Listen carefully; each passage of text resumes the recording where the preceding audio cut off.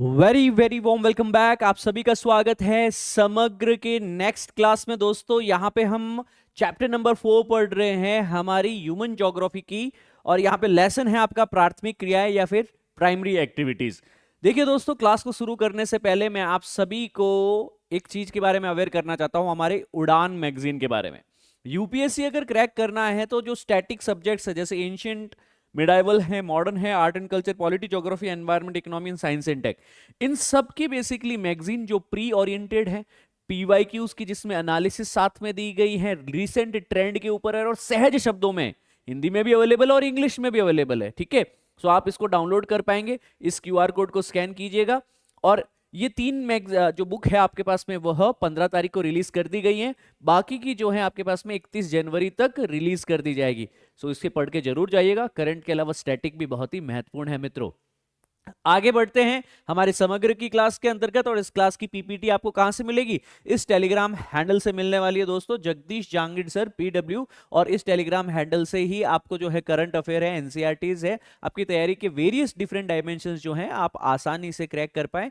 This will help you righteously. आगे बढ़ते हैं दोस्तों। गोज विदाउट सेइंग, आप जब भी पढ़ाई करते हैं तो वीकेंड पे एक मॉक टेस्ट जरूर लगाए कम से कम। उससे बेसिकली जो है भैंस कितनी पानी में है उसका हमें अंदाजा हो जाता है कि भाई कितना पढ़ा, कितना बेसिकली याद हुआ, कितना प्रैक्टिस में सही कर पा रहे हैं और कहां पे बेसिकली अभी भी माइनर सिली मिस्टेक्स हो रही हैं। सो वीकेंड में जो हमारे पीडब्ल्यू ऐप पे फ्री मॉक टेस्ट होता है उसे आप जरूर अटेम्प्ट किया कीजिए दोस्तों। और आप सभी का बहुत बहुत धन्यवाद, बहुत बहुत स्नेह सम्मान आप लोगों ने जाहिर किया है इस क्लास को, समग्र क्लास को, मेरी ज्योग्राफी की क्लासेस को भी बेसिकली, उसके लिए आपका बहुत बहुत धन्यवाद। आई होप यह क्लास भी आप अंत तक उतने ही आदर के साथ, स्नेह के साथ, अनुशासन के साथ में देखेंगे और क्लास के अंत तक बरकरार रहेंगे। अपनी अच्छी बेसिकली जो है कोर्सेज अंडरस्टैंडिंग जो है इस क्लास के माध्यम से हम भी चेष्टा करेंगे कि आपको एक अच्छा नॉलेज दिया जाए। आगे बढ़ते हैं। हमारी class fundamental of the human geography का पहला बेसिकली जो है शुरुआत का 3 लेसन हमने कर लिए हैं। अब हम बेसिकली आज जो है हमारा 4th लेसन स्टार्ट कर रहे हैं, प्राथमिक क्रियाएं, है ना।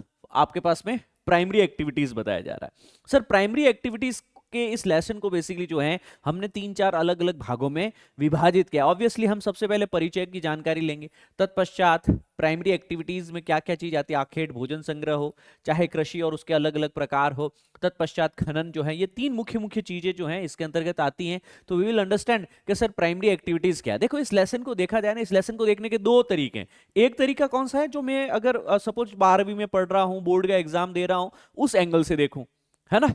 तो भाई यहां पे हर लाइन, हर शब्द पे बेसिकली कुछ ना कुछ पूछ लेंगे। पर अगर मैं इसको कंपटीशन के एंगल से देखता हूं, अगर मैं इसको यूपीएससी के एंगल से देखता हूं, तो मेरा नजरिया, मेरा दृष्टिकोण काफी भिन्न होने वाला है। क्योंकि इस बार मैं इतने वृहद समुद्र में से एक छोटी सी बूंद पे देख रहा हूं, जो इकोनॉमी है उसकी मात्र एक पहली जो लाइन है, जिसको मैं कहता हूं प्राथमिक जो है आपके पास में क्रियाएं या फिर प्राइमरी एक्टिविटीज, उसके ऊपर हम लोग बात करने वाले हैं।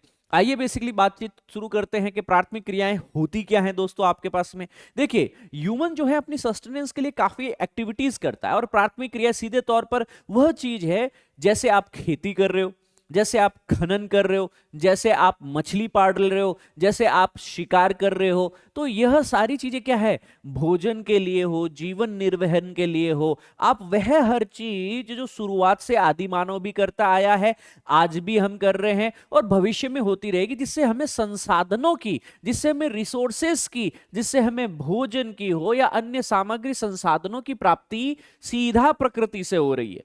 मतलब ये क्रिया है। जैसे शिकार, क्या शिकार किसका करोगे आप, किसी जानवर का करोगे, कहां से आया, प्रकृति से, नेचर से मिला सर आपके पास में। आपने उसका बेसिकली जो है खाल का संग्रहण कर दिया, आपने फल फूलों का बेसिकली संग्रहण कर दिया, है ना। तो वह हर क्रियाएं बेसिकली, जैसे आप मछली बेसिकली उगा रहे हैं, प्राकृतिक है ना। आपका खुद का बेसिकली उसमें क्या है ये बताइए। आपने पानी के अंदर मछली को रखा, मत्स्य पालन बेसिकली किया है आपके पास में, आपने फॉरेस्ट्रेशन, एग्रो फॉरेस्ट्री बेसिकली चालू किया है आपने, कृषि है, एग्रीकल्चर है, माइनिंग है, उत्खनन है। तो वह हर चीज जो आप नेचर में करते हैं, वह हर चीज आप प्रकृति में कर सकते हैं, वह प्राथमिक प्राथमिक क्रियाएं, प्राइमरी एक्टिविटीज आती है। जैसे नेचर से क्या क्या मिल सकता है, खेती से, मत्स्य पालन से, शिकार से, संग्रहण से, खनन से, एटसेट्रा। ये सारी प्राइमरी एक्टिविटीज है सर आपके पास में। मैं खेती कर रहा हूं आपके पास में तो प्राइमरी एक्टिविटीज है आपके पास में, शिकार कर रहा हूं तो प्राइमरी एक्टिविटीज है, माइनिंग कर रहा हूं तो जमीन से बेसिकली मिनरल खनिज निकाल रहा हूं तो प्राइमरी एक्टिविटीज है वो,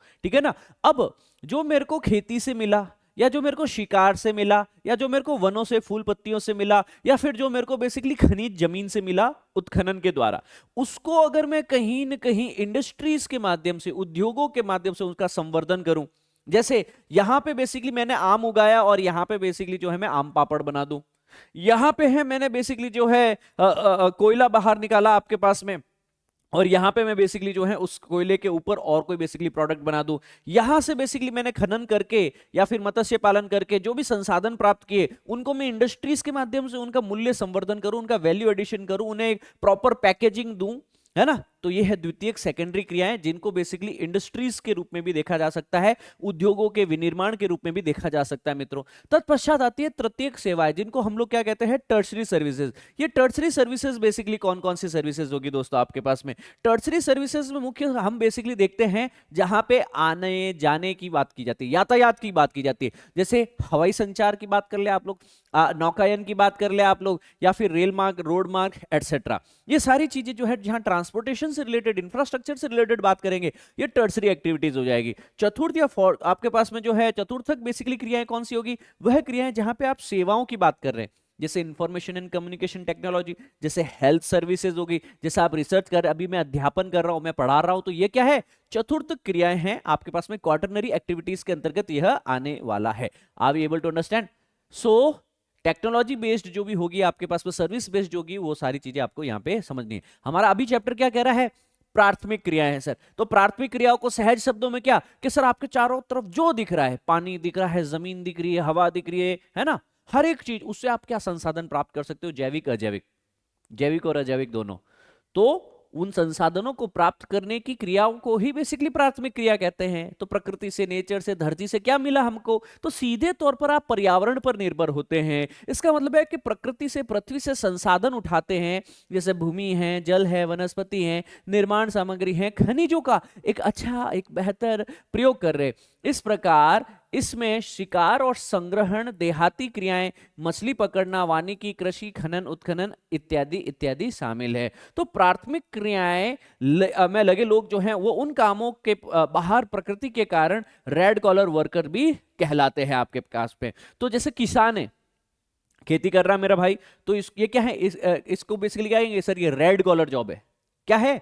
रेड कॉलर जॉब है। सर कोई मछली पालन कर रहा है, रेड कॉलर जॉब है। सर कोई खनन का कार्य कर रहा है, रेड कॉलर जॉब है। सर कोई बेसिकली शिकार कर रहा है, रेड कॉलर जॉब है। समझ में आई बात आपके पास में? सो आप इन सारे कामों को अगर कर रहे हैं तो ये रेड कॉलर जॉब कहलाता है आपके पास में।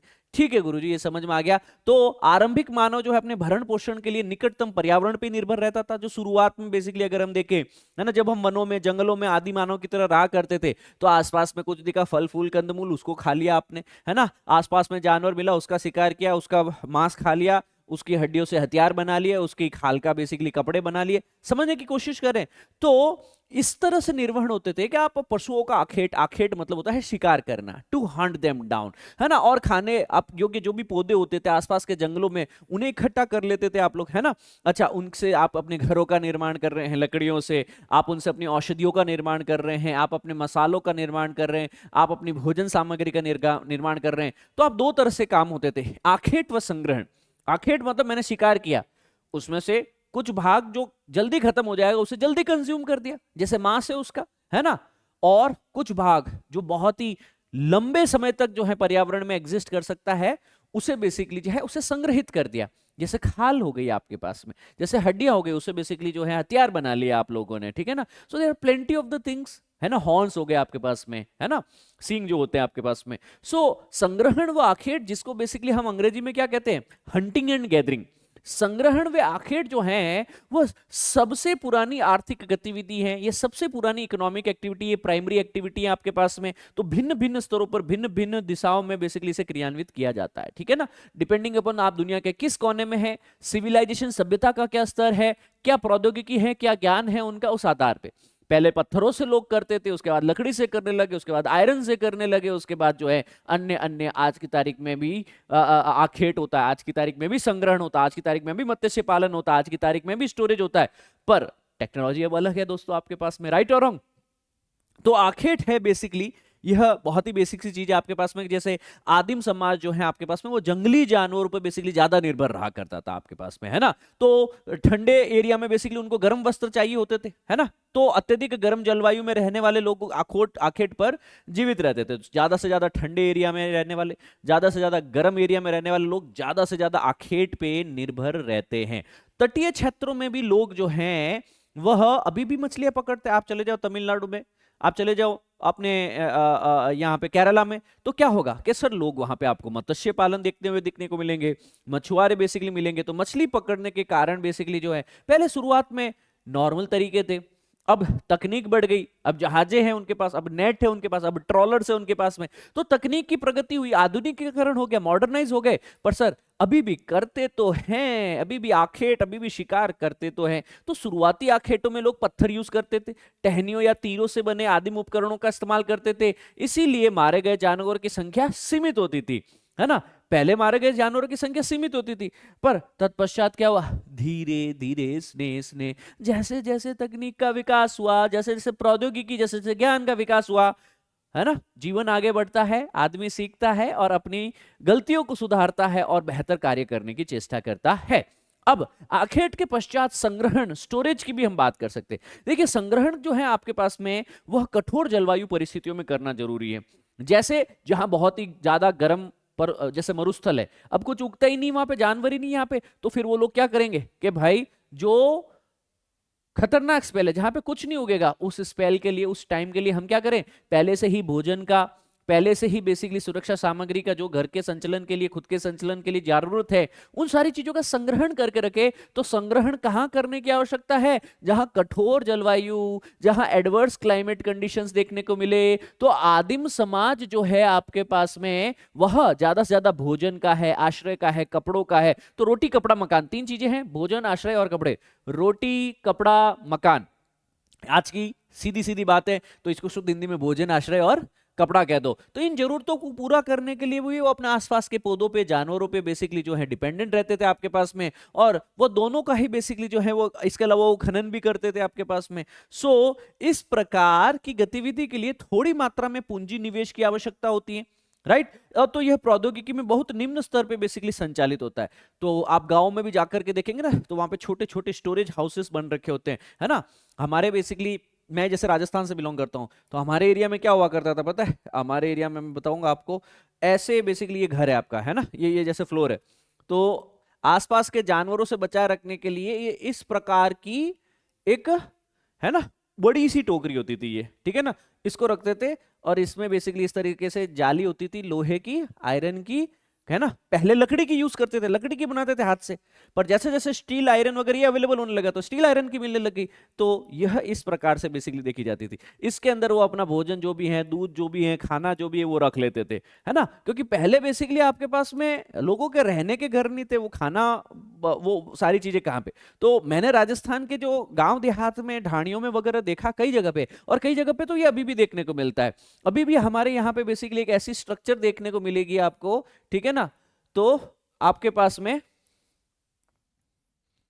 ठीक है, यहां पे एयर होल्स होंगे साइड में, है ना, हवाएं, ताकि जो है वो हवा का एक्सचेंज हो सके, और इसके अंदर बेसिकली जो है धान है, अनाज है, वो भरा जाता है। इसको किराना कहते हैं, इसको क्या कहते हैं, किराना कहते हैं, ठीक है ना। और यहाँ से एक होल होता था, जिसे धीरे धीरे बेसिकली जैसे जैसे उनको चाहिए, जितना बाजरी, जितना अनाज चाहिए, वो निकालते रहते थे। तो ये क्या एक तरह का संग्रहण का ही तरीका है। आप कहाँ से बिलोंग करते हो, भारत के किस कोने से बिलोंग करते हो, कमेंट करके जरूर बताना, और बताना कि आपके यहाँ पे आदिम और सरल और सबसे सहज कौन सा तरीका है भोजन का, या फिर रोटी कपड़ा जो भी चीज थी उसके संग्रहण का। अभी तो बेसिकली आप कहोगे सर अलमीरा है, वार्डरोब है, वगैरह वगैरह है, फ्रिज है, ये है, स्टोर है। भाई पापा से पूछना इसी बात पे कि यार पापा, दादा, दादू, चाचा, नाना, सबसे पूछना एक बार जाकर के, क्यूरियोसिटी उनको भी पता चलने, मेरा बच्चा सीख रहा है कुछ, कि आपके टाइम या आपके पिताजी के टाइम चीजों का संग्रहण कैसे होता था। राइट? अपने आप में एक चुनौती, अपने आप में तकनीक की आवश्यकता, इन्वेस्टमेंट की आवश्यकता थी। तो प्रति व्यक्ति उपज बहुत ही कम है और बहुत कम या कोई अधिशेष बेसिकली पैदा नहीं होता था आपके पास में। तो लोग क्या करते थे आपके पास में कि सर कम प्रोडक्टिविटी है, ज्यादा एक्स्ट्रा नहीं है कि हम किसी दूसरे के घर चले जाएंगे वो हमको थोड़ा बहुत दे देगा, तो इसलिए लोग क्या करते थे आपके पास में, जो भी बना है उसे ढंग से यूज करते थे, क्योंकि कठोर जलवायु में रह रहे हैं, अगर नहीं मिला तो पहनने के लाले पड़ जाएंगे, खाने के लाले पड़ जाएंगे। इसीलिए लोग क्या करते हैं, संग्रहण में लोग सबसे ज्यादा, देखो अब देखो लोग कहते हैं कि इंडियंस आगे निकल गए। इंडियंस क्यों आगे निकल गए? सर जीवन में हम लोगों ने बहुत अभाव देखा है, पिछले 100 200 300 साल देखेंगे आप लोग, जीवन में हमारे राष्ट्रीय जीवन, हमारे नेशनल लाइफ में देखें अगर आपके पास में, कैसे डेवलप हो। अब यही इंडियंस बाहर जाते हैं, यूरोप में जाते हैं, यहाँ पे इंडिया के अंदर बेसिकली उनके पिताजी की सैलरी, मेरे दोस्त के पिताजी की सैलरी 15,000, घर में 6 मेंबर, ठीक है। वो भाई वहां पे गया, उसकी सैलरी है 4 करोड़ रुपया, वो और उसकी बीवी खाली, है ना। अब वो बेसिकली शेविंग में बहुत ही जबरदस्त, क्यों? उनके पिताजी सोचो 15,000 में 6 जनों का लालन पालन कर रहे हैं लिटरली, है ना। आईआईटी तक पढ़ा दिया बंदे को।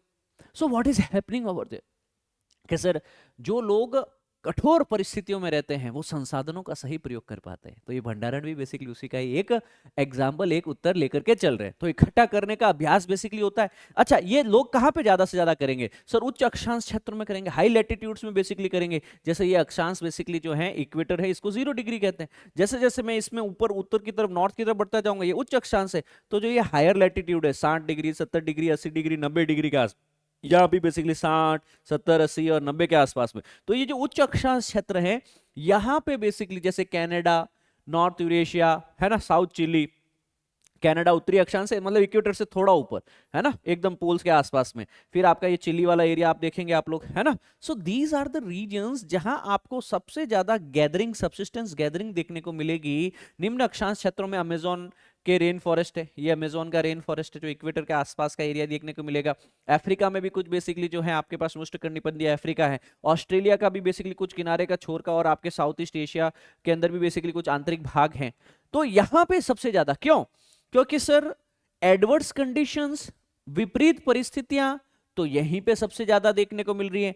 एडवर्स कंडीशंस, विपरीत परिस्थितियां तो यहीं सबसे ज्यादा देखने को मिलेगी। ये सबसे ज्यादा ठंडा, यहाँ सबसे ज्यादा बारिश, सबसे ज्यादा चिपचिपाहट, सबसे ज्यादा तापमान। ये सबसे ज्यादा ठंडा तो ये सबसे ज्यादा गर्म। तो कठोर परिस्थितियां तो यहीं हुई, उच्च अक्षांशों के अलावा निम्न अक्षांश क्षेत्रों में, ठीक है ना। तो बीच वाला क्षेत्र जो है वो इतना बेसिकली असह्य नहीं है, वहां पे भोजन जो है आसान से मिल सकता है, हर समय मिल सकता है ना, कोशिश की जाए तो।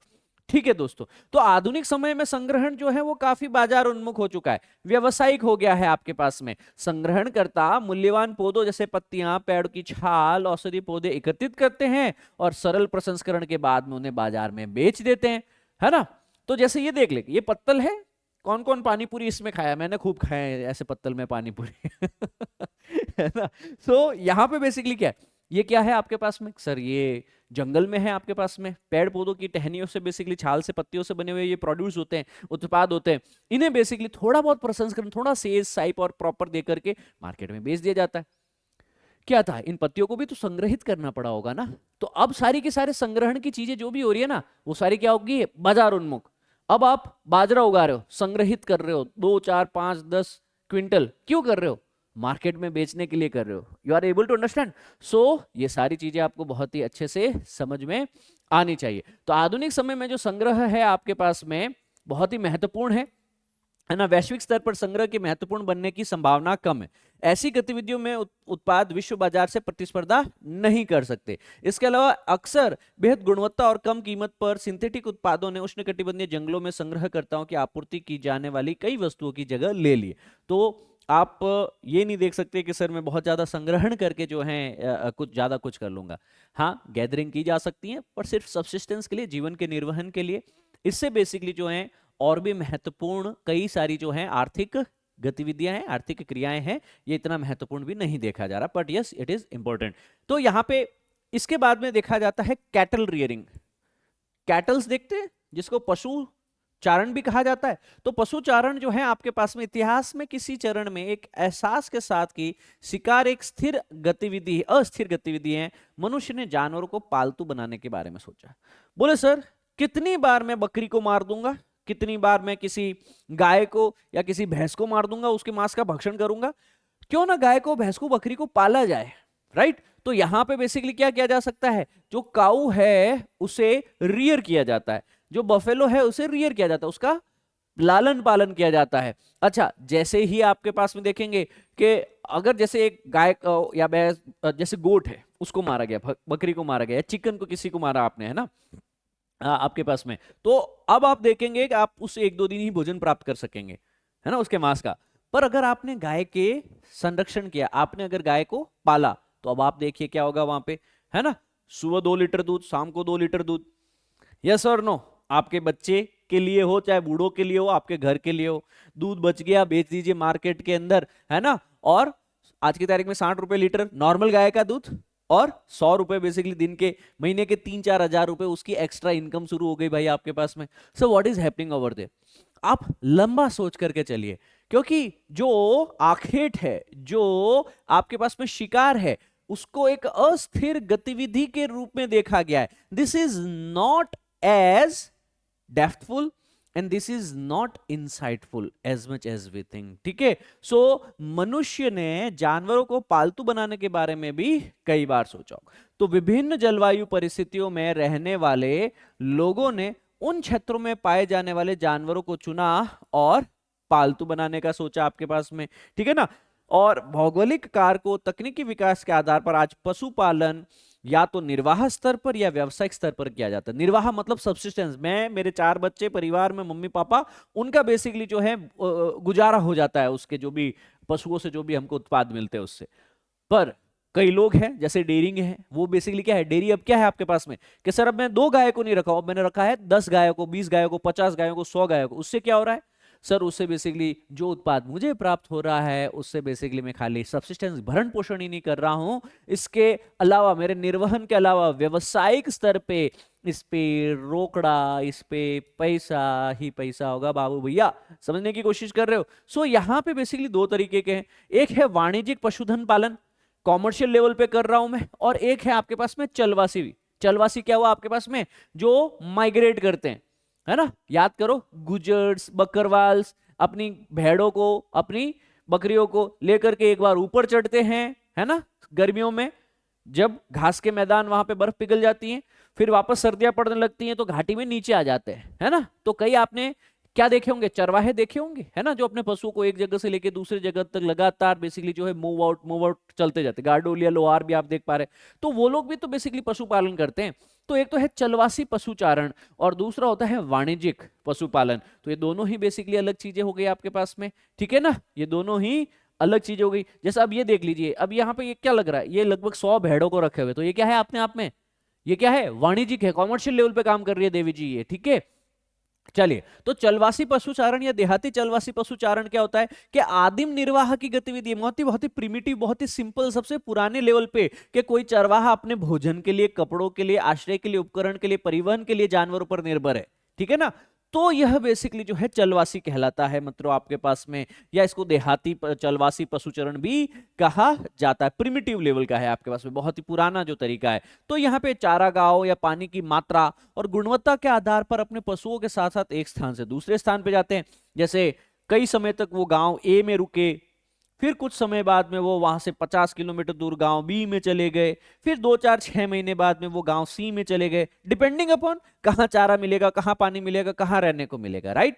सो प्रत्येक खानाबदोश समुदाय जो होते हैं आपके पास में, वहां पे ये परंपरा के तौर पर एक बहुत ही ज्यादा सुपहचान क्षेत्र पर ये कब्जा कर दे जाते हैं। एक पर्टिकुलर एरिया लेते हैं, कब्जा लेते हैं कुछ समय के लिए, फिर छोड़ते हैं, फिर दूसरी जगह जाते हैं, फिर छोड़ते हैं, फिर तीसरी जगह जाते हैं, समथिंग लाइक दैट, ठीक है ना। तो ऐसा कहां विभिन्न देशों में, उष्णकटिबंधीय अफ्रीका में मवेशी सबसे महत्वपूर्ण पशुधन होते हैं, राइट। अफ्रीका में जाएंगे तो जो पशुधन है आपके पास में, कैटल्स हैं, वो सबसे महत्वपूर्ण देखा जाता है। सहारा, एशिया के रेगिस्तान में भेड़, बकरियां, ऊंट इत्यादि पाले जाते हैं।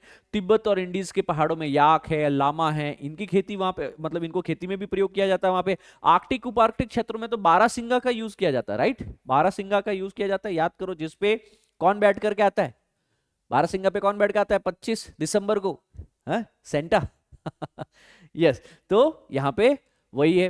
फिर है देहाती चलवासी, 3 महत्वपूर्ण क्षेत्रों से जुड़ा हुआ है। तो यहाँ पे कुछ क्षेत्र यहाँ पे आपके सामने दिखाए गए हैं। मुख्य क्षेत्र में एक है उत्तरी अफ्रीका के अटलांटिक तटों के पूर्व वाला, अरब प्रायद्वीप वाला रीजन है आपके पास में, उससे लेकर के मंगोलिया तक, है ना, पहला क्षेत्र है, ये मेन क्षेत्र है। दूसरा है यूरेशिया के टुंड्रा क्षेत्र, जो ठंडा है, जहां पे तापमान 0 के नीचे है।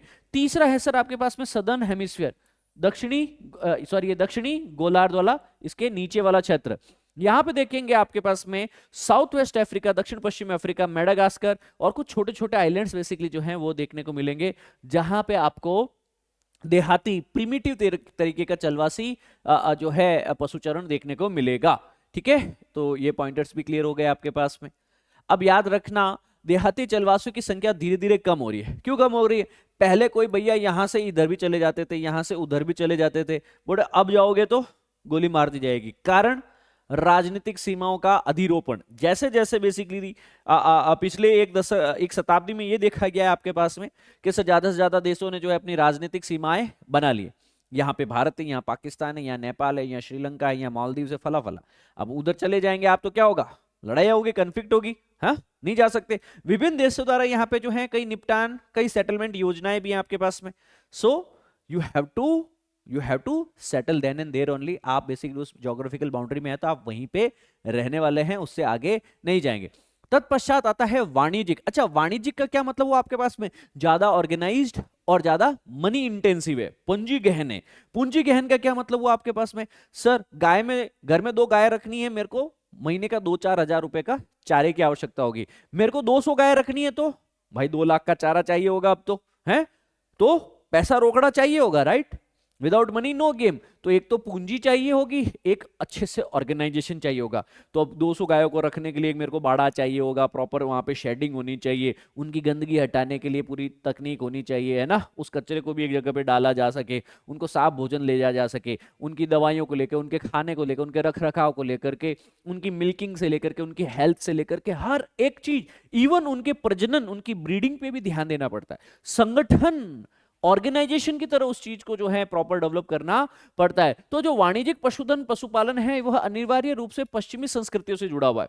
वेस्टर्न कंट्रीज में यहाँ पे इस तरीके से ज्यादा होता है। जैसे यहाँ पे देख लो, गायें बेसिकली कैसे एकदम यूं जैसे कोई आर्मी के अंदर बेसिकली सैनिक खड़े होते हैं एकदम सिस्टमेटिकली, और इनके ऊपर सारी की सारी चीजें जो है बहुत ही वेल ऑर्गेनाइज तकनीक के साथ में जो है पूरा एनिमल रियरिंग, कैटल रियरिंग किया जाता है दोस्तों आपके पास में। तो यहां पे आपके पास में एक तो ये पश्चिमी वेस्टर्न कंट्रीज के साथ में जुड़ा हुआ देखता है, और स्थायी खेतों में इनका अभ्यास किया जाता है ना। तो यहाँ पे घुमक्कड़ नहीं है कि आज आपकी 2 गाय यहाँ हैं, फिर आपकी 200 गाय लेकर के आप कहीं और चले गए, फिर 500 गाय लेकर के आप कहीं तीसरे खेत में चले गए, है ना, नहीं। इतना बेसिकली जो है आप नहीं मूव करेंगे, आप एक ही जगह इंफ्रास्ट्रक्चर बनाएंगे, उसे टेक्नोलॉजी से, उसे ऑर्गेनाइजेशन से उसे पूरा निपुण करेंगे, और उस पे बेसिकली जो है अच्छे से संगठित करके पूंजी लगा के धन कमाएंगे। वाणिज्यिक पशुधन पालन है आपके पास में, जैसे मांस, ऊन, खाल, त्वचा के उत्पादों के लिए, है ना, इत्यादि। इन पशुओं पे बेसिकली ज्यादातर हमें प्रजनन के लिए, आनुवंशिक सुधार, रोग नियंत्रण, स्वास्थ्य के लिए भी काफी पैसा खर्चना पड़ता है। एग्जाम्पल देखो, न्यूजीलैंड दुनिया के अंदर जाना जाता है, न्यूजीलैंड डेयरी उत्पाद के लिए। ऑस्ट्रेलिया, न्यूजीलैंड जाने जाते हैं। यूरोप और एशिया वाला रीजन जो है वो जाना जाता है। अमेरिका जाना जाता है आपका, ब्राजील जाना जाता है आपका, कुछ भाग है अफ्रीका के वह भी जाने जाते हैं, राइट। अर्जेंटीना, उरुग्वे और संयुक्त राष्ट्र अमेरिका, ये बहुत ही महत्वपूर्ण वाणिज्यिक पशुधन है। तो याद रखना ये बहुत ही इंपॉर्टेंट है दोस्तों, this is really very very important, right. चलो, तो कृषि का अभ्यास भौतिक, सामाजिक और आर्थिक स्तर के कई संयोजनों के तहत किया जाता है। तो याद रखना, अभी हम बेसिकली क्या पढ़े हैं, अभी क्या पढ़े, खोपड़ी में घुसा। पहला पॉइंट वापस दर्शा देता हूं कि सर हम पढ़ रहे हैं प्राइमरी एक्टिविटीज क्या है प्राथमिक क्रियाएं, है ना। फिर हमने कहा जो भी प्रकृति से मिल जाए। तो सबसे पहले हमने कहा कि भैया आप हंटिंग करते हो, कि हाँ सर शिकार करते, आखेट पढ़ा था हमने। फिर दूसरी जगह क्या कहा कि सर आप गैदरिंग करते हो, कि हाँ सर हम कहीं न कहीं भंडारण भी करते हैं इसी चीज का, है ना। तो वहां पे फिर हमने वो सारी चीजें समझी। फिर तीसरी चीज कहा कि क्या आप पशुपालन भी करते हो, कि हाँ सर हम कैटल रियरिंग भी करते हैं, हम कहीं कहीं पशु पालन भी करते हैं आपके पास में। अब चौथा कह रहा है कि क्या आप कृषि भी करते हो प्राइमरी एक्टिविटीज में। तो मेरे सारे के सारे समग्र के बच्चे बोलते हैं कि हाँ जी हम एग्रीकल्चर, हम कृषि भी करते हैं। तो ये देखो अभी चौथे पॉइंट पे आ गए हो तुम। कहां पे आ गए हो? कृषि पे आ गए हो, एग्रीकल्चर पे आ गए हो। देखो कभी भी किसी भी लेसन को पढ़ो, समझो, सीखो ना, एक सीक्वेंस होनी चाहिए। अगर सीक्वेंस नहीं है तो क्या होगा आपके पास में, लाला जी गिरे धड़ाम। ठीक है, चलो आओ एग्रीकल्चर को समझते हैं। सो दोस्तों अगर आप इस पॉइंट तक समझ चुके हैं, हम एग्रीकल्चर शुरू कर रहे हैं इसके आगे, कृषि। देखिए कृषि से रिलेटेड कुछ की पॉइंटर्स हैं कि कृषि भी, क्योंकि प्रकृति से ही यहाँ पे उत्पाद और संसाधन हमें प्राप्त हो रहे हैं, तो यह भी बेसिकली क्या है आपके पास में, एक तरह का प्राथमिक क्रिया या फिर प्राइमरी एक्टिविटी है। या यहाँ पे कृषि का अभ्यास जो है वो भौतिक हो, फिजिकल हो, आपके पास में भौतिक, सामाजिक और आर्थिक परिस्थितियों के कई संयोजनों के तहत किया जाता है। अलग अलग प्रणालियां हैं, अलग अलग प्रकार हैं, उसी के आधार पर अलग अलग फसलें उगाई जाती हैं। कुछ कीवर्ड्स है। निर्वाह खेती क्या होता है, जैसे कुछ आदिवासी निर्वाह खेती करते हैं, कुछ लोग गहन निर्वाह खेती करते हैं, कुछ लोग क्रॉपिंग प्लांटेशन के लिए, कुछ वाणिज्यिक पर्पस के लिए करते हैं, तो कुछ इंटरमिक्स, मतलब सारा तौर तरीका मिक्सित है ना, अन्य ने क्रॉप साथ साथ में उगा ली। कुछ लोग डेयरी फार्मिंग के लिए करते हैं। फिर तत्पश्चात भूमध्य सागरीय जलवायु में की जाने वाली मेडिटेरेनियन एग्रीकल्चर या भूमध्य सागरीय कृषि भी बेसिकली आपको समझनी है।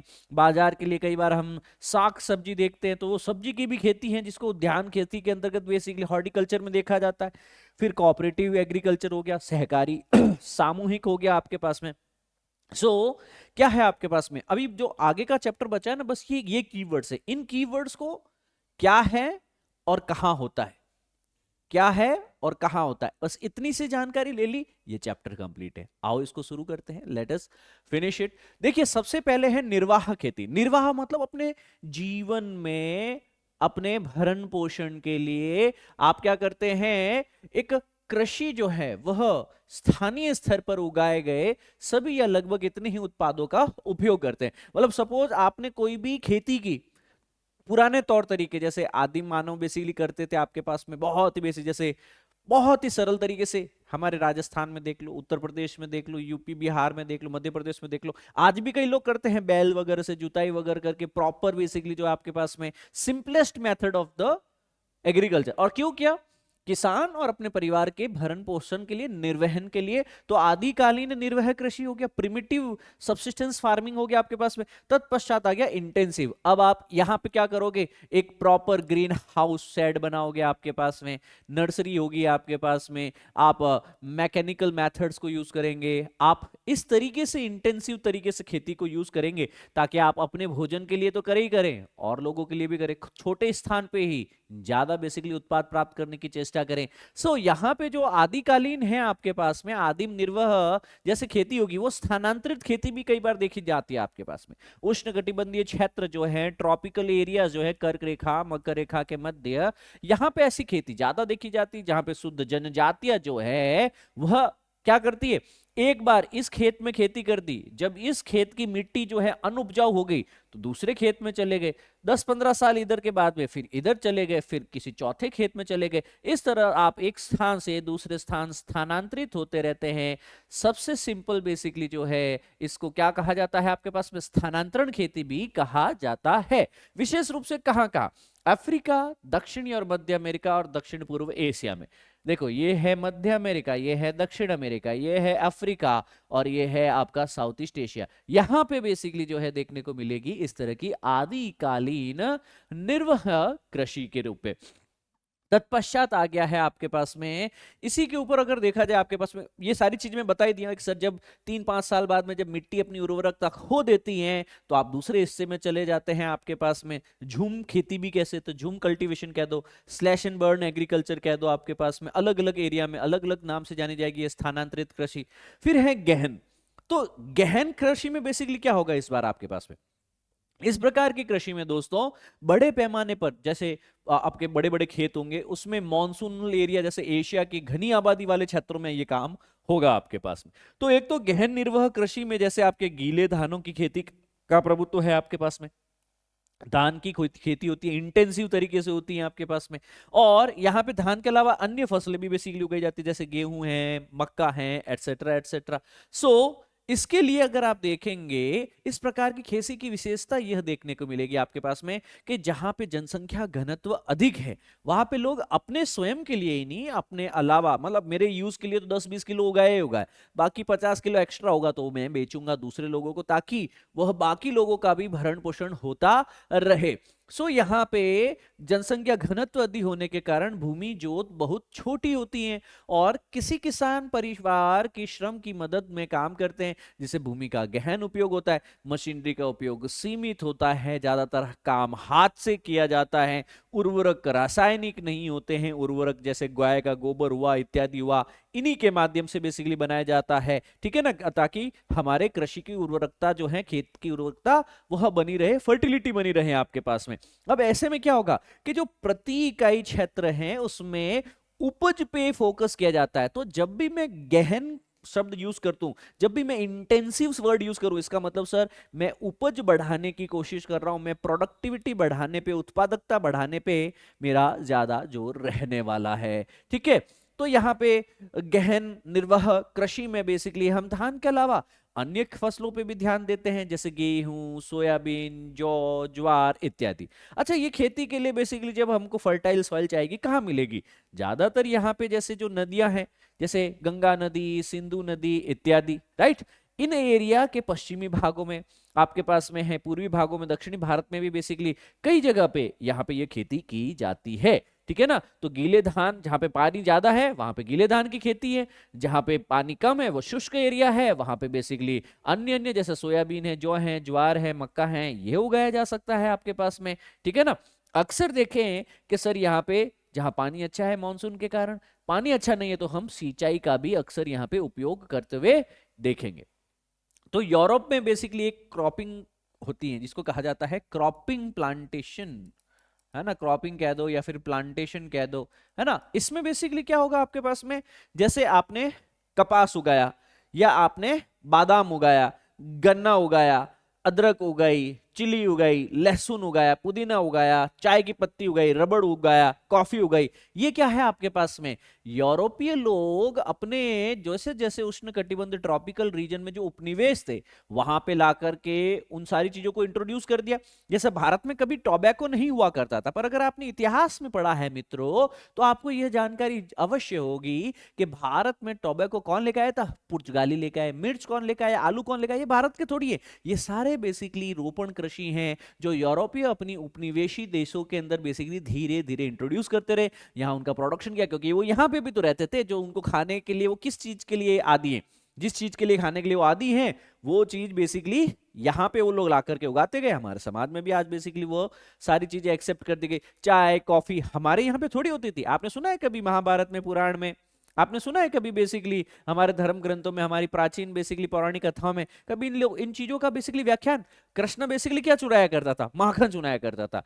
पर अभी बेसिकली यहाँ पे ये चाय कॉफी ये सारी चीजें बाहर से लाई गई है, ये हमारे कल्चर में, एग्रीकल्चर में भी नहीं हुआ करता था दोस्तों। सो कोको, रबड़, कपास, पाम वगैरह ये सारी चीजें जो हैं, इवन अनानास जो आप लोग यूज करते हैं, अनानास पता है आप लोगों को? ये सारी चीजें बाहर से इंट्रोड्यूस की गई हैं, है ना। इनको हम रोपण कृषि, प्लांटेशन कहते हैं, जो कि मुख्य तौर पे आपके पास में यूरोपीय ताकतों के द्वारा बागानों में, बड़े बड़े एरियाज में पूंजी का निवेश करके इन चीजों का बेसिकली जो है अच्छे से मैनेज करके, तकनीकी सहायता के साथ में, प्रॉपर वैज्ञानिक रख रखाव के साथ में, यहाँ पे जो है मजदूर लगते थे, बड़े बड़े फार्म होते थे, 10 20 30 100 बीघा के फार्म होते थे, तो वहां पे 50-100 मजदूर भी बेसिकली इनको लगते थे। अच्छा, इतने बड़े बड़े खेत है तो लावा ले जाही के लिए, अभी परिवहन के लिए भी अच्छी व्यवस्था करनी होगी, लावा ले जाही के लिए, चीजों के लिए आपके पास में। उत्पाद जो बनते थे ना, जैसे अच्छी कॉफी बनती थी, अच्छा रबड़ बनता, अच्छा कपास बनता, अच्छी चाय बनती, तो भारत में नहीं, वो बाहर निर्यात करते थे इस चीज का। अंग्रेज जो थे भारत में और श्रीलंका में चाय के बड़े बड़े बागानों में ये रोपण कृषि करते थे, मलेशिया में रबड़ की खेती करते थे, वेस्ट इंडीज में गन्ने के बागान उन्होंने विकसित किए थे। और इनका लक्ष्य ये नहीं था कि वहां की जनता के लिए, भलाई के लिए, उनका लक्ष्य ये था इसको बेचेंगे बाहर, यहाँ पे 100 किलो यूज हो रहा है, बाकी का 1000 किलो बाहर बेचेंगे, समथिंग लाइक दैट, ठीक है ना। तो रोपण कृषि आपको समझनी चाहिए कि अधिकांश बागानों का स्वामित्व जो है या तो सरकार या संबंधित देशों के नागरिकों के हाथ में धीरे धीरे वह चला गया मित्रों। तत्पश्चात आता है वाणिज्यिक अनाज खेती। विस्तृत तौर पे देखा जाए, वाणिज्यिक मतलब कॉमर्शियल, पैसा, प्रॉफिट कमाने के लिए ये काम कर रहा हूं। सो इसका अभ्यास जो भी आपके मध्य अक्षांश या फिर मिडल लैटिट्यूड कंट्रीज के अर्ध शुष्क भाग में, जहां पे बारिश कम होती हैं, उनके इंटरनल पार्ट्स में किया जाता था। स्पेसिफिकली गेहूं बेसिकली यहां पे देख लिए, मक्का है, जौ है, जई है, राई है, अन्य फसलें, है ना। अब यहां पे याद रखना कि यहां पे यंत्रीकृत खेती होती है।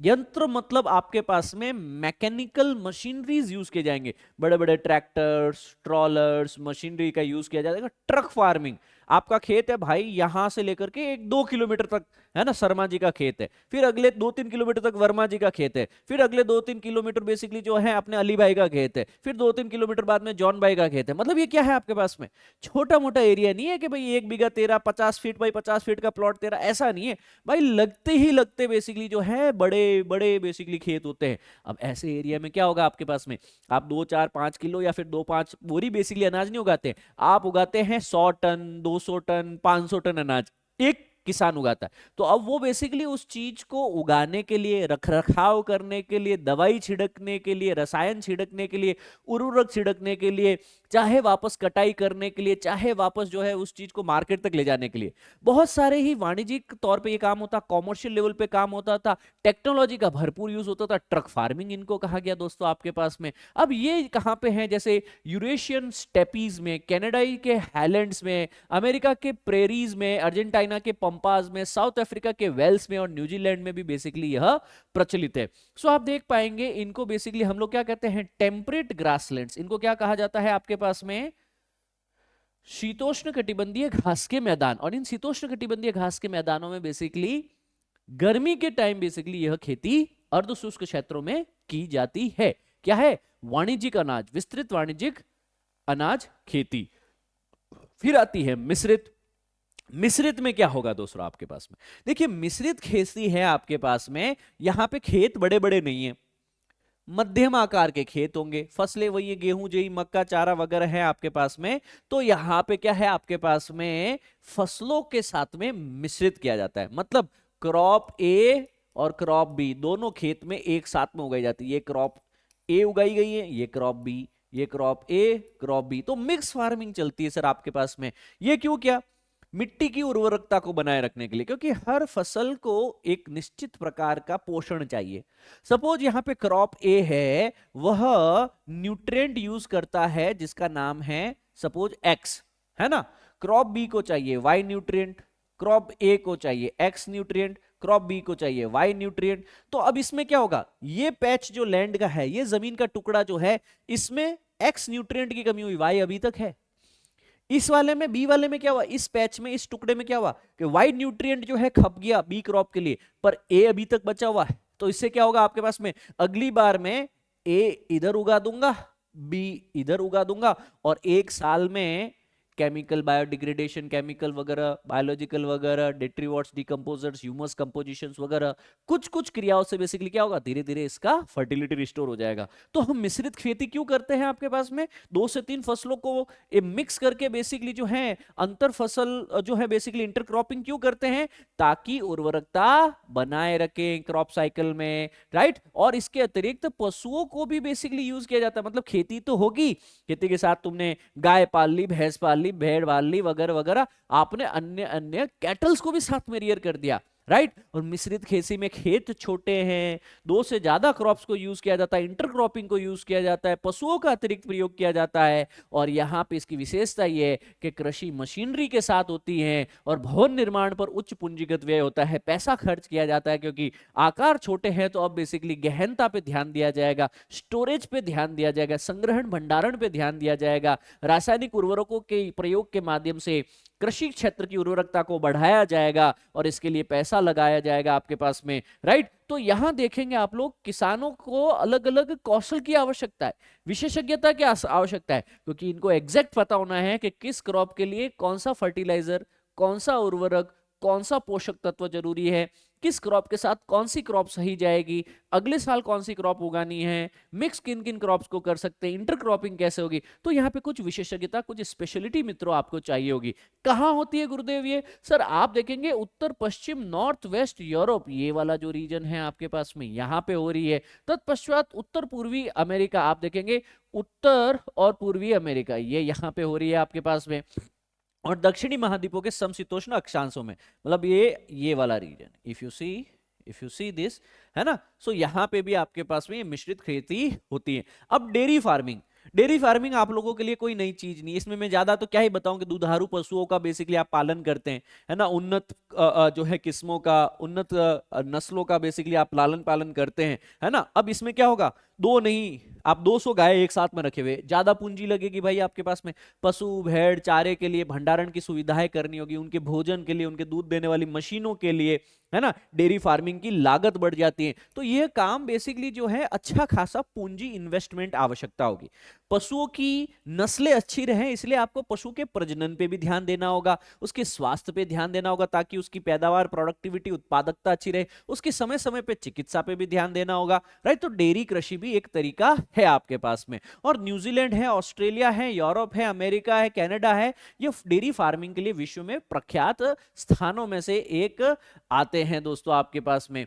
फिर है इक्वेटोरियल क्लाइमेट, भूमध्य सागरीय जलवायु। यह है भूमध्य सागर, यूरोप और अफ्रीका के बीच में एक भूमध्य सागर कहा जाता है, इसको मेडिटेरेनियन सी कहा जाता है। और इस क्षेत्र में बेसिकली क्या होता है, हमारे भारत में ठीक इसका उल्टा होता है। यहाँ पे क्या होता है, भारत में गर्मियों में बारिश, सर्दियों में बारिश नहीं होती। यहाँ पे उल्टा है, यहाँ पे क्या होता है, यहाँ पे सर्दियों में बारिश होती है, गर्मियों में बारिश नहीं होती है। यहाँ पे जो है विंटर्स है वो वेट है और समर्स आर ड्राई। यहाँ पे खट्टे फलों की खेती होती है, यहाँ पे सिट्रस फ्रूट्स की खेती होती है। अच्छा, आप समझ में आया सर।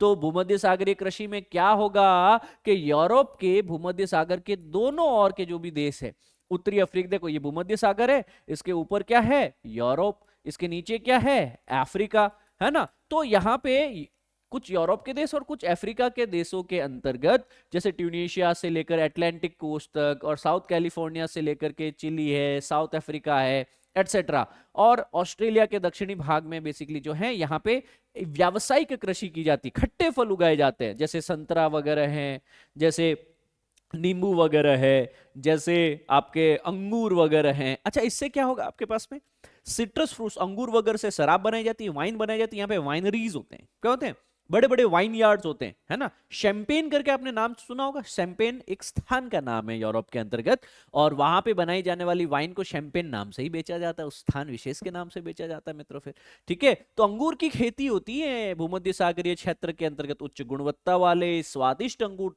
सर्वोत्तम गुणवत्ता दुनिया की यहाँ पे बेस्ट वाइन यहाँ बनती है।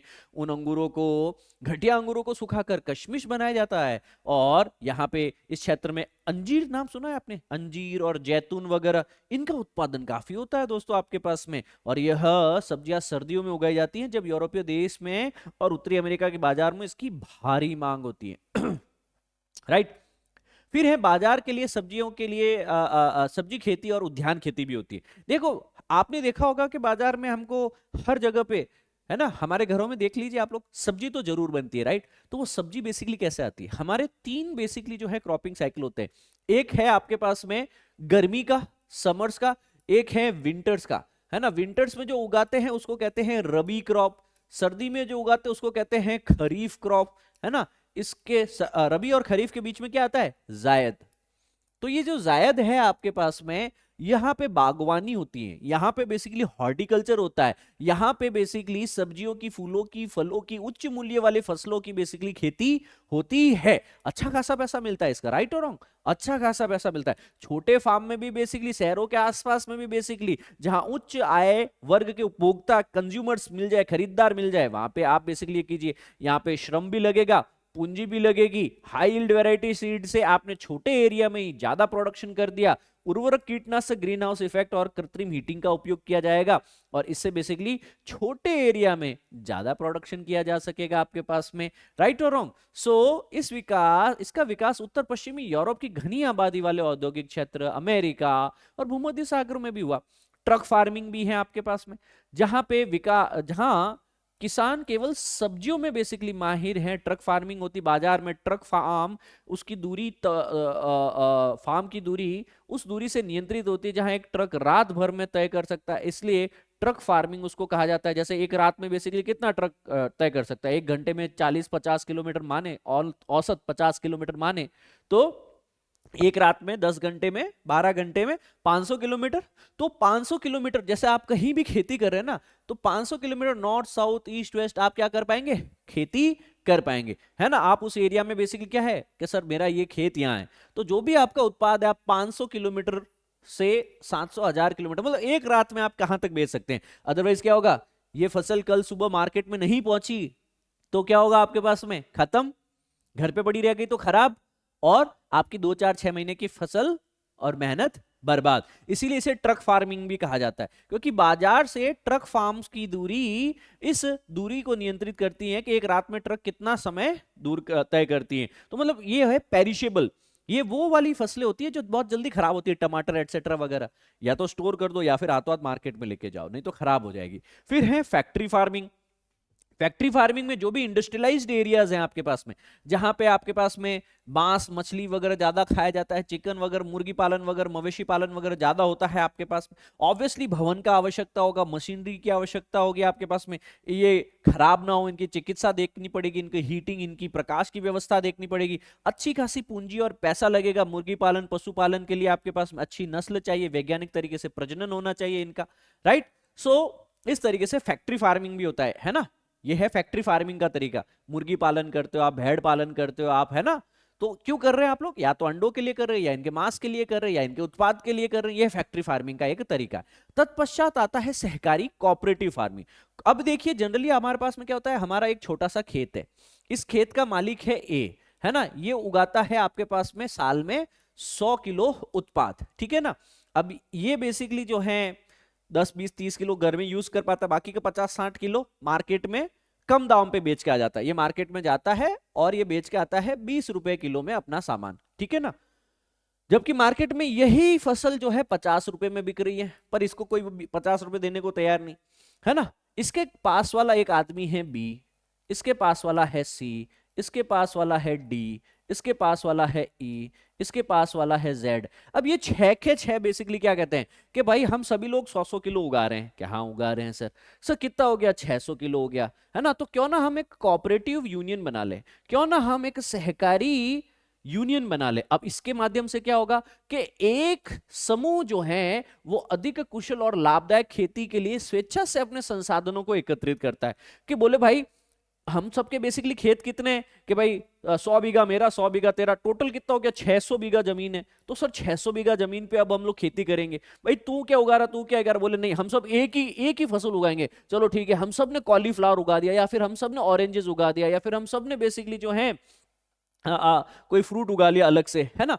तो आप ये क्या कर रहे हैं, अब सोचिए पहले ये आदमी नॉर्मल उगा रहा था, अब यहाँ पे जो है आपके पास में बहुत ज्यादा मात्रा में खेती होगी, संसाधन एकत्रित कर दिया आप लोगों ने, ठीक है ना। सब लोगों के सोचिए, ये 100 रुपए दे रहा था, ये 100 रुपए दे रहा था, सबके पैसे इकट्ठे कर लिया आप लोगों ने। अब यहाँ पे कोई एक मालिक नहीं, ए नहीं कह सकता कि मैं मालिक हूं इसका, बी नहीं कह सकता कि मैं मालिक हूं इसका, सी नहीं कह सकता कि मैं मालिक हूं इसका, इसके मालिक सभी मालिक हैं। यहां पे बेसिकली क्या होगी, जॉइंट होल्डरशिप होगी। तो व्यक्तिगत खेत तो बरकरार रहेंगे, ए का मालिकाना हक इसके खेत पे है, पर खेती जो है वो सहकारी पहल हो जाएगी कि इस पे खेती किस चीज की होगी, उसका उत्पाद का बेसिकली विनिमय कैसे होगा, उसका प्रोडक्शन क्या होगा, उसका सेलिंग क्या होगा, उस सारा मैनेजमेंट जो है वह क्या होगा आपके पास में किसानों का समूह कोऑपरेटिव यूनियंस के द्वारा तय किया जाएगा। और यहां पे कोऑपरेटिव सोसाइटी समितियां बनाई जाती हैं, जिसके माध्यम से किसानों की खेती के सभी महत्वपूर्ण इनपुट खरीदने, अनुकूलन की शर्तों का उत्पाद को बेचने, सस्ती दरों पर गुणवत्तापूर्ण उत्पादों के प्रसंस्करण में मदद करने इत्यादि में मदद मिलती है। जैसे अमूल पता है आपको, आनंद मिल्क यूनियन लिमिटेड, अमूल, है ना। ये जो है आपके पास में ये एक मिल्क कोऑपरेटिव ऑर्गेनाइजेशन है ना। छोटे छोटे डेयरी उत्पादक जो हैं, जिनके पास 2, 5, 10, 20 गाय हैं, वो बेसिकली सपोज ये कह रहा है मैं 10 लीटर दूध लाऊंगा, ये कह रहा है मैं 50 लाऊंगा, कोई कह रहा है मैं 100 लीटर लाऊंगा। तो सब ऐसे उत्पादक मिलकर के अनद गुजरात के अंदर बेसिकली क्या करते हैं, इकट्ठा करते हैं दूध। अब इस चीज को पाश्चराइज किया जाता है, पैकिंग किया जाता है और इंडस्ट्रियल लेवल पे फिर सप्लाई किया जाता है। अब सोचिए एक नॉर्मल किसान को बेसिकली कितना मिल पाता है डेयरी उत्पादक को सर? 20, 30, 40 रुपए, उसको 60 रुपए 70 रुपए बेसिकली मिल रहा है, और इज्जत मिल रही है जो न्यारी, है ना? एक कोऑपरेटिव रूप में, एक सहकारिता के रूप में ये काम हो रहा है। कोऑपरेटिव सोसाइटी में समझ में आया आपके पास में, सहकारी समितियों के रूप में, इवन रेदर ये कहा जाए आपके पास में पश्चिमी यूरोपीय देशों के अंतर्गत, इन देशों में तो यह एक सफल आंदोलन के रूप में, एक रेवोल्यूशन के रूप में देखने को मिला। Denmark, Netherland, Belgium, Sweden, Italy, rather अब इंडिया में भी आ चुका है कोऑपरेटिव्स तो, राइट? डेनमार्क में आंदोलन इतना सफल रहा कि व्यावहारिक रूप से हर किसान एक सहकारी समिति का सदस्य है आज डेनमार्क में। डेनमार्क कहां है? ये रहा, this is the Denmark, this is the Denmark, right? So Norway Sweden के नीचे है डेनमार्क आपका, राइट? सो इतना इंपॉर्टेंट है आपके पास में। फिर आता है ग्रुप फार्मिंग। अब ग्रुप फार्मिंग बेसिकली जो है, इस खेती के पीछे मूल सिद्धांत उत्पादन के साधन और सामूहिक श्रम के सामाजिक स्वामित्व का है ना? जैसे आपके कम्युनिस्ट देशों में होता है। अब कम्युनिस्ट देशों में बेसिकली क्या होगा, जैसे रशिया है, जैसे चाइना है ना? आप ना रहे, हम ना रहे, हैं? सो यहाँ पे स्वामित्व किसका है? खेत पे हो, चाहे मजदूरी पे हो, श्रम पे हो, उत्पादन पे हो, समाज का स्वामित्व है, देश का स्वामित्व है। तो कृषि के पिछले तरीकों की अक्षमता को सुधारा जाएगा। आत्मनिर्भर रहने के लिए कृषि के उत्पादन को बढ़ावा देने की बात करेंगे। रेदर जो सोवियत संघ हुआ करता था, तत्कालीन यूएसएसआर, सोवियत रशिया, वहां सामूहिक खेती होती थी, जिनको कॉलखोज कहा जाता था। क्या कहा जाता था? कॉलखोज मॉडल पेश किया जाता था वहां पे। तो किसान अपने सभी संसाधन, भूमि, पशुधन, श्रम एकत्रित करते थे। हालांकि अपनी दैनिक आवश्यकताओं को पूरा करने के लिए, फसल उगाने के लिए बहुत छोटे भूखंड रखने की अनुमति दी गई थी। भैया उनको बोला था तुम्हारे पास जमीन कितनी है? बोले 20 बीघा। तो बोले इसमें से 2 बीघा में तुम अपना घर का परिवार, लालन पालन, भोजन चाहिए हो, दूध चाहिए, उतना तुम उधर से कर लो, है ना? बाकी का 18 बीघा पे स्वामित्व किसका होगा? सरकार का होगा, समाज का होगा। संसाधन जुटाओ, पैसा जुटाओ, श्रम जुटाओ। समझने की कोशिश करें तो सामूहिक खेती भी एक मॉडल है। फिर आता है बात प्राइमरी एक्टिविटी में खनन का। खनन मतलब ये जो हमारी धरती माँ है, इसके आउटर क्रस्ट से, इसके क्रस्ट से, है ना, हम क्या करने की कोशिश करते हैं? या तो सतह से, जैसे ये देखिए सतह पे की गई है आपके पास में, या फिर आपके पास में इसमें गुफा बना करके इंटरनल गहराई में जाकर के फिर बेसिकली क्या करते हैं आप? उत्खनन का कार्य करते हैं। तो प्राचीन काल से बेसिकली खनिजों का उपयोग मुख्यतः औजार, बर्तन, हथियारों के लिए होता है, बनाने के लिए, राइट? तो यहाँ पे खनन का वास्तविक विकास औद्योगिक क्रांति के साथ शुरू हुआ, इंडस्ट्रियल रेवोल्यूशन, आज से 250-300 साल पहले। तब से बेसिकली यहाँ पे खनन के क्लाक चलते हैं। तो 2 मुख्य कारकों पे निर्भर करता है कि भौतिक कारकों में जमाव का आकार, ग्रेड और घटना का तरीका शामिल। तो यहाँ पे खनन कार्य बेसिकली जो है उसके भौतिक कारक हैं, आर्थिक कारक होते हैं कि खनिज की मांग है या नहीं है, कितना जमाव है वहां पे, उपलब्ध है या नहीं है। तो तकनीक है तुम्हारे पास, अच्छा तकनीक है तो भी क्या बुनियादी ढांचे, इंफ्रास्ट्रक्चर हैं क्या?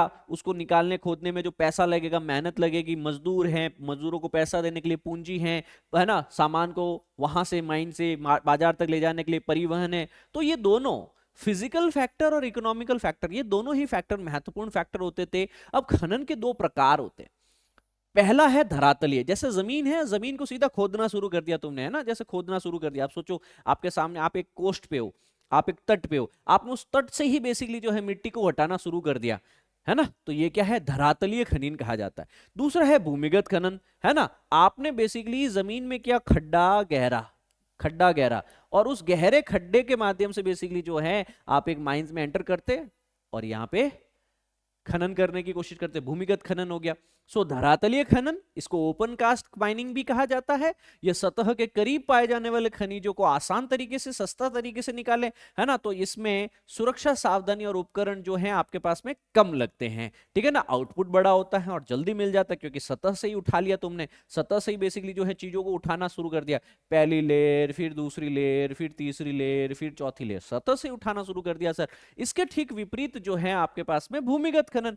भूमिगत खनन में क्या हो रहा है, थोड़ा सा ध्यान देंगे आपके पास में कि सर यहाँ पे शाफ्ट विधि से किया जाता है। एक प्रॉपर मशीन होती है, वो अंदर जाती है, सुरंग बनाती है, रास्ता बनाती है, खनन होता है एक निश्चित गहराई, मतलब ये काफी सतह के नीचे ये भूमिगत खनन विधि का उपयोग करना पड़ेगा। ऑब्वियसली ऊर्ध्वाधर शाफ्ट को डुबाना पड़ता है, जहां भूमिगत गैलरी खनिजों तक पहुंचने के लिए काफी बेसिकली पहुंचने के लिए मशीन का यूज करना पड़ता है। और जब आप इन मार्गों से खनिज निकालेंगे तो वह सतह तक पहुंचाने के लिए वापस ट्रॉली और प्रॉली और वो सब लगाना पड़ेगा आपको। सुरक्षा पे ध्यान देना पड़ेगा, लोगों की कुशल आवाजाही सुनिश्चित करनी होगी, आपके पास में प्रॉपर रिफ्ट हो, ड्रिल हो, ढुलाई वहन हो, वेंटिलेशन, हवा पहुंचे उन लोगों तक। कहीं गैस का रिसाव होना शुरू हो गया तो मारे जाएंगे बेचारे। सो काफी जोखिम भरा रहता है। कई बार जहरीली गैस, कई बार आग ब्लास्ट हो जाए, तो कई बार पानी बारिश का अंदर इकट्ठा हो जाए, बाढ़, कई बार जो गुफाएं हैं वो घातक दुर्घटनाओं के कारण लोग मारे जाते हैं। तो यहाँ पे उच्च श्रम है आपके पास में, इसके कारण विकसित अर्थव्यवस्थाएं ही वहां पे ये काम कर पाती है,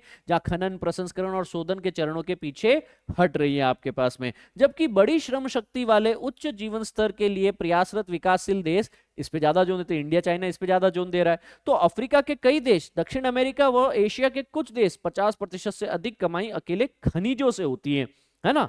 तो खनिज बहुत ही महत्वपूर्ण चीज है आपके पास में। और यह एक क्या है, प्राथमिक क्रिया है, प्राइमरी एक्टिविटी है। कैसा लगा ये लेसन, समझ में आया? प्राइमरी एक्टिविटी समझ में आया? वह हर चीज जो हम प्रकृति से प्राप्त कर रहे हैं प्राथमिक गतिविधि हैं, प्राथमिक क्रियाओं में शामिल किया जा सकता है। ये सेशन कैसा लगा मुझे जरूर बताइएगा। टेलीग्राम ज्वाइन कीजिए, Jagdish Jangid sir PW, and I will see you live in yet another topic very soon. आपका फीडबैक जरूर दीजिएगा कमेंट सेक्शन में, and don't forget to rate this class. Your feedback is very important, genuine feedback, whatever you think कि ये class कैसी है। और yes, आपके कुछ सुझाव है वो भी आप मुझे कमेंट में दे पाएंगे। Thank you. जय हिंद, सर्वदा शक्तिशाली, and God bless you all.